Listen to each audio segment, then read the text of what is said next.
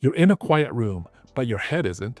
You're hearing a steady ringing, hissing, or buzzing that no one else can hear. That's tinnitus. In that search for relief, one name keeps coming up: Ginko Biloba. Ginko Biloba is often touted as a way to improve blood flow to the brain and inner ear. But does it actually work? Ginko biloba comes from the leaves of one of the oldest tree species here on Earth. It contains compounds believed to act as antioxidants and improve blood circulation. One of the most significant trials published in the British Medical Journal studied 1,121 people for 12 weeks. Half of the people took Ginko biloba extract Li1370, while the other half took a placebo. The result?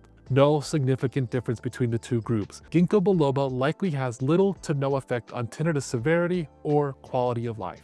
If you're in Utah and looking for answers, or if you just want to learn more, schedule a visit with us or explore our online learning center. We'd love to help. Tinnitus might be loud, but with the right plan, we can make it quieter.